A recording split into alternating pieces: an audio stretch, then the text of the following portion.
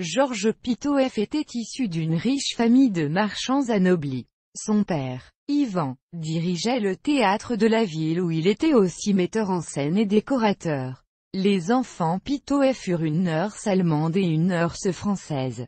Georges part à 18 ans à Moscou pour faire des études. Mais le théâtre l'attire. Il travaille à un moment avec Stanislavski qui prône un théâtre vrai. Pitoëff, après longue discussion avec le maître, préfère un théâtre qui donne accès au royaume du rêve. Il débute en 1912 à Saint-Pétersbourg puis part en tournée dans la Russie profonde, où il joue Ibsen, Shakespeare, Molière, Musset, etc. Après la mort de sa mère fin 1913, il part à Paris avec son père. Il y rencontre son épouse, l'actrice Ludmila avec qui il se marie le 14 juillet 1915. La famille part alors à Genève. C'est dans cette ville que naîtra en 1920 leur fils, le futur comédien et metteur en scène de théâtre Sacha Pitoëff.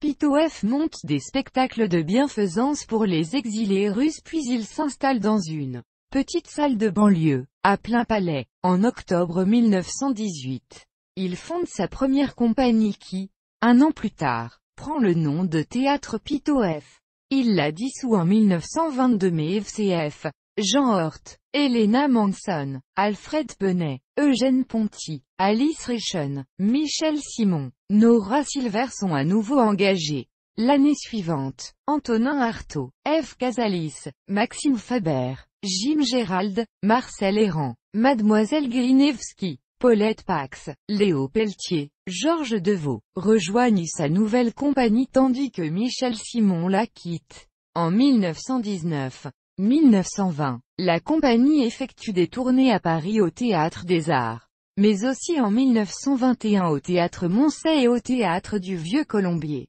Il quitte définitivement Genève en janvier 1922 pour travailler avec Jacques Hébertot à la Comédie des Champs-Élysées. D'octobre 1924 à juillet 1927. Il rejoint le Théâtre des Arts sous la direction de Rodolphe Darzins.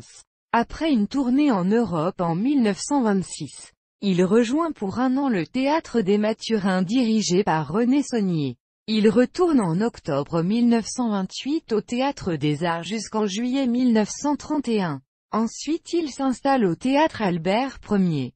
Puis dirige le théâtre de l'Avenue de février 1932 à mai 1933. Enfin, en octobre 1934, il rejoint et dirige le théâtre des Mathurins. La compagnie Pitoëff est alors renforcée par les comédiens Émile Drin, Madi Berry, Michel François, Marcel Géniat, François Simon, fils de Michel Simon, et France Hélice.